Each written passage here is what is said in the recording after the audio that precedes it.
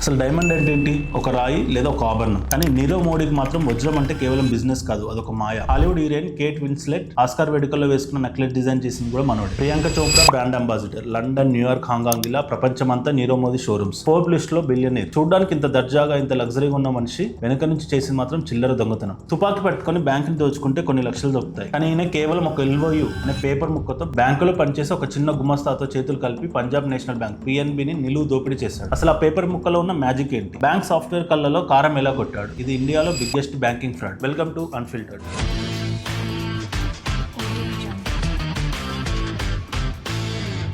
నీరవ్ మోడీ వజ్రాల వ్యాపారుల కుటుంబం నుంచి వచ్చాడు. అతని మేనమామ మొహుల్ చోక్సీ గీతాంజలి జెమ్స్ ఓనర్. ఇద్దరు కలిసి ఆడిన ఆటే ఈ స్కామ్. నీరవ్ మోడీ స్టైలే వేరు. తన వజ్రాలను అమ్మడు, కళలను అమ్ముతాడు. అతని డిజైన్ చూసి ప్రపంచం ఫిదా అయిపోయింది. ఇండియా నుంచి వచ్చిన లగ్జరీ బ్రాండ్ అని అందరూ పొగిడారు. ఎంత నమ్మకం అంటే ప్రధాని దావోస్ వెళ్ళినప్పుడు తీసిన ఫోటోలో కూడా నీరవ్ మోడీ ముందు వరుసలో నిల్చున్నాడు. అంతా బాగుంది, బిజినెస్ సూపర్ గా నడుస్తుంది. వజ్రాలు కొనడానికి విదేశీలో ఆఫీస్ పెట్టడానికి డబ్బు కావాలి కదా. ఆ డబ్బు కోసం నీరవ్ మోడీ ఒక షార్ట్ కట్ ఎంచుకున్నాడు. అది PNB bank Mumbai Brady House branch. అక్కడే అసలు స్కామ్ మొదలైంది. నీరవ్ మోడీకి విదేశాల్లో వజ్రాలు కొనడానికి డాలర్లు కావాలి. మామూలుగా లోన్ తీసుకుంటే వడ్డీ ఎక్కువ. అందుకే అతను ఎల్ఓయు లెటర్ ఆఫ్ అండర్టేకింగ్ అనే పద్ధతిని వాడాడు. సింపుల్ గా చెప్పాలంటే ఇది ఒక బ్యాంక్ గ్యారంటీ. పిఎన్బి బ్యాంక్ లో విదేశాల్లో ఉన్న వేరే ఇండియన్ బ్యాంకులకు అంటే యాక్సిస్ గానీ, అలహాబాద్ బ్యాంక్ గానీ, హాంకాంగ్ బ్యాంక్ ఇలా ఒక లెటర్ ఇస్తుంది. నీరవ్ మోడీకి డబ్బులు ఇవ్వండి, ఒకవేళ అతను కట్టకపోతే ఆ డబ్బును మేము అంటే పిఎన్బి బ్యాంక్ కడతామని గ్యారంటీ ఇస్తుంది. ఆ లెటర్ చూసి విదేశీ బ్యాంకులు నీరవ్ మోడీకి డాలర్లో ఇస్తాయి. ఇక్కడ అసలు ట్విస్ట్ ఏంటంటే నియమాల ప్రకారం పిఎన్బి అలా గ్యారంటీ ఇవ్వాలంటే నీరవ్ మోడీ ఆస్తి తనఖా పెట్టాలి, అంటే కొలాటరల్ చేసుకోవాలి, లేదా అమౌంట్ ని అతని లోన్ లిమిట్ లో చూపించాలి. కానీ నీరవ్ మోడీ తన ఆస్తిని పెట్టలేదు. మరి గ్యారంటీ లెటర్ ఎలా వచ్చింది? ఇక్కడే ఎంటర్ అవుతాడు మన విలన్ నెంబర్ 2 గోకుల్నాథ్ శెట్టి. అతను పిఎన్బి లోని ఒక డిప్యూటీ మేనేజర్ స్థాయి అధికారి. రిటైర్మెంట్ కి దగ్గరలో ఉన్నాడు. నీరవ్ మోడీ మనుషులు ఇతనికి లంచం ఇచ్చి మేనేజ్ చేశారు. శెట్టి గారు ఏం చేశారంటే బ్యాంక్ సిస్టమ్ లో ఎంట్రీ చేయకుండా ఎల్వైలను జారీ చేశాడు. మీకు డౌట్ రావచ్చు, అసలు బ్యాంక్ రికార్డులో లేకుండా వేల కోట్ల గ్యారంటీకి ఎలా ఇస్తారు? ఆడిట్ లో దొరికిపోరా అని. ఇక్కడే గోకుల్నాథ్ శెట్టి ఒక టెక్నికల్ లొసుగును వాడాడు. బ్యాంక్ లో 2 సిస్టమ్స్ ఉంటాయి. ఒకటి సిబిఎస్ అంటే కోర్ బ్యాంకింగ్ సిస్టమ్. ఇందులో బ్యాంక్ లావాదేవీలన్నీ రికార్డ్ అవుతాయి. ఇంకొకటి స్విఫ్ట్,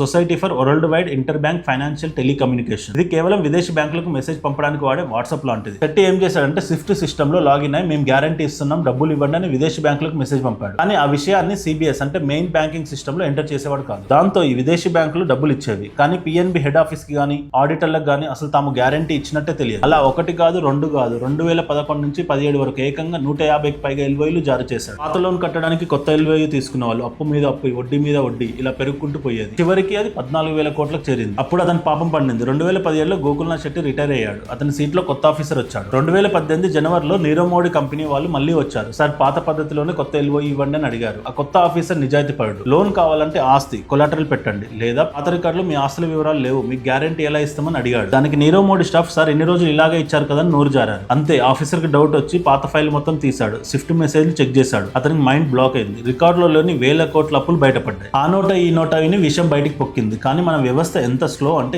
ఈ స్కామ్ జనవరి 2018లో జరిగితే బయటపడడానికి సరిగ్గా కొన్ని రోజుల ముందే నీరవ్ మోడీ, అతని భార్య మొహుల్ చోక్సీ అందరూ జనవరి మొదటి వారంలోనే దేశం దాటి పారిపోయారు. ఇది ఖచ్చితంగా ఇది ఎవరో ఇంటర్నల్ గా ఇచ్చిన ఇన్ఫర్మేషన్. ఇప్పుడు నీరవ్ మోడీ లండన్ లో జైల్లో ఉన్నాడు. అసలు ఈ స్కామ్ లో బాధితులు ఎవరు? పిఎన్బి షేర్ హోల్డర్స్ మరియు మనలాంటి ట్యాక్స్ పేయర్లు. సామాన్యుడికి లోన్ ఇవ్వాలంటే 10 రకాల డాక్యుమెంట్లు అడిగే బ్యాంకులు వేల కోట్లు దోచుకుంటున్న వాళ్ళని మాత్రం ఎందుకు కనిపెట్టలేకపోతున్నాయి? సిస్టమ్ లో మార్పు రానంత వరకు ఇలాంటి నీరవ్ మోడీలు మళ్ళీ పుట్టుకొస్తూనే ఉంటారు.